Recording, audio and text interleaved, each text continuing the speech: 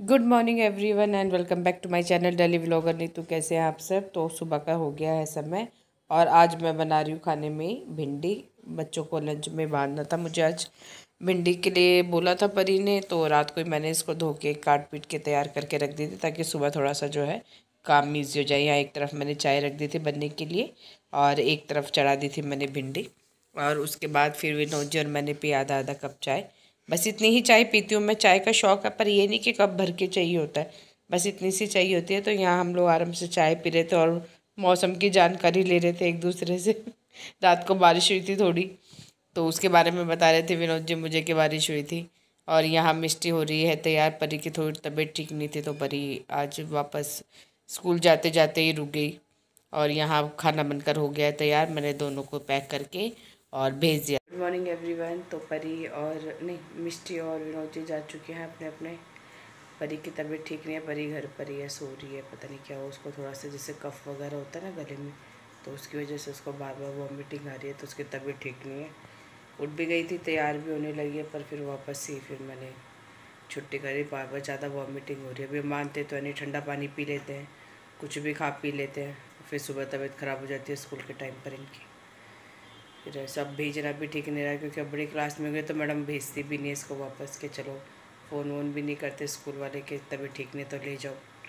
पहले ऐसा होता था तबीयत ठीक नहीं होती थी स्कूल से फ़ोन आ जाता भी बच्चे की तबीयत ठीक नहीं है। अब सीनियर क्लासेस में आ गई हैं तो अब वो सब भी बंद हो गया है, तो फिर इसलिए कुछ ऑप्शन नहीं होता, इसलिए छुट्टी करानी पड़ जाती है। और इस महीने में कई छुट्टियाँ हो गई है, जब से 6 में गई है मेरे हिसाब से इसकी छुट्टियाँ भी ज़्यादा हो रही है। एक तो ये मौसम ख़राब चल रहा है दिल्ली का, पता नहीं कभी बदल ही नहीं रहा है। ना तो प्रॉपर ठंड हो रही है, ना ठंड तो खैर क्या, प्रॉपर गर्मी भी नहीं आई है। और कभी ठंडा मौसम हो जाता है, कभी एकदम से गर्मी हो जाती है। अब रात को फिर बारिश हुई है। आज मौसम सही है, मौसम ठंडा ठंडा। आज कल बिल्कुल गर्मी थी, पता ही नहीं लग रहा मौसम का। तो उसकी वजह से ना बच्चों की हेल्थ पे काफ़ी असर पड़ रहा है। और ज़्यादा नुकसान ये होता है कि छुट्टियाँ हो जाती है स्कूल की। सबसे बड़ा नुकसान तो यही हो रहा है, बार बार पढ़ाई ख़राब हो रही है।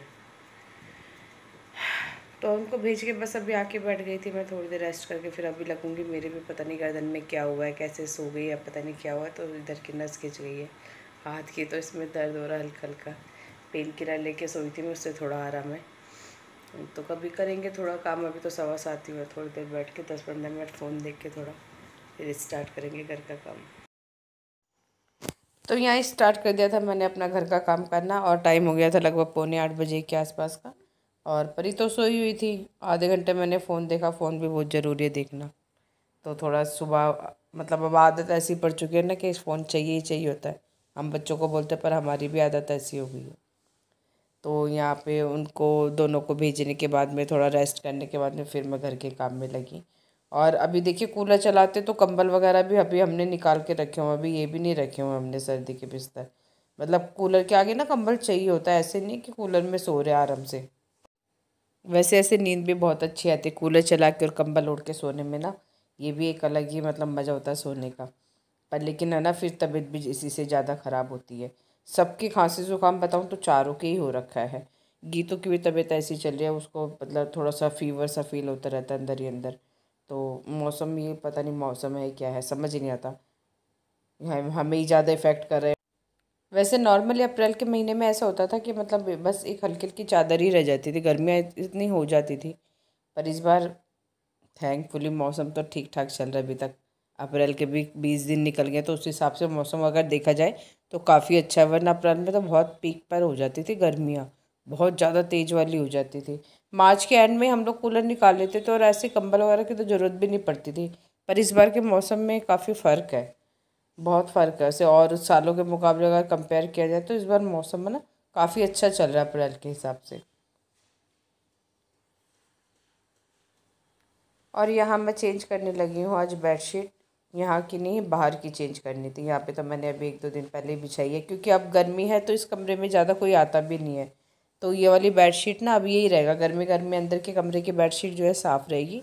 और बाहर वाले जो बेड के वो गंदी होगी क्योंकि ज़्यादातर लोग हम लोग मतलब है बाहर वाले रूम में ही रहते हैं। तो ये वाली जो है ना अंदर वाली साफ़ रहती है। सर्दियों में ये जल्दी गंदी रहती है, बाहर कोई बैठता नहीं तो वो साफ़ रहती है। तो ये मौसम के हिसाब से चलता रहता है बेडशीट का, तो कई दिन चल जाती है। लगभग एक हफ्ते के अंदर मैं चेंज करती हूँ, बिल्कुल साफ़ रहती है। बच्चे भी नहीं आते, टीवी वगैरह भी नहीं देखते, टीवी देखना तो नीचे चले जाते हैं। तो नीचे एक्चुअली वो है ना स्मार्ट टीवी, तो उसमें देखते रहते हैं। यहाँ पे मेरे पास कई लाइट कलर की भी बेडशीट रखी हुई हैं, तो उनको भी मैं देखती हूँ, रोज़ निकालती हूँ, फिर लगा के देखती हूँ, फिर वापस रख देती हूँ। तो ये एक बेडशीट जब विनोद जी जॉब करते थे तब उनको मिली थी उनके ऑफिस से, और ये तब से रखी हुई है, मैंने इसको बिछाया भी नहीं। ये इतना लाइट कलर है ना, तो ये मैंने बाहर वाले रूम के लिए निकाली थी आज, बाहर वाले बेड के लिए बेडशीट, उसकी भी चेंज करनी थी।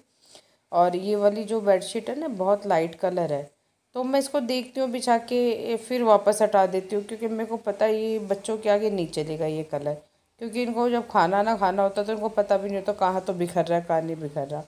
तो मैं सोची थी इसको जो बाहर वाला जो बेड है उसके बेडशीट बना लिया जाए। तो फिर मैंने इसको निकाल कर जो बाहर वाली जो बेडशीट मुझे चेंज करनी थी उससे मैंने नाप के देखा, भाई ये वैसे तो डबल बेड की है, तो एक्चुअली मैं ये चेक करना चाह रही थी कि अगर मैं इसको कटिंग करके इसके साथ के पिलो कवर निकाल लूँ तो ये कैसी रहेगी बाहर वाले बेड के लिए। मतलब ऐसे दिमाग चलाती रहती हूँ कुछ ना कुछ अपना मैं। तो ये इतना सा हिस्सा निकल रहा था, तो मुझे लग नहीं रहा था इसमें पिलो कवर निकल पाएंगे, या फिर वो टेलर आंटी हैं वही बताएंगे भाई निकलेंगे या नहीं निकलेंगे। बेडशीट अच्छे, बहुत सॉफ्ट कपड़े में, बहुत अच्छी, पर बस इनको इसको बिछाने में यही रहता है, ये बच्चे पता नहीं क्या इसकी दुर्गति करें क्या हाल करेंगे इसका। तो वैसे अच्छी बेडशीट है, तो मैं बस यही नाप के देख रही थी कि करूँ इसको सिंगल में या डबल ही सही रहेगी।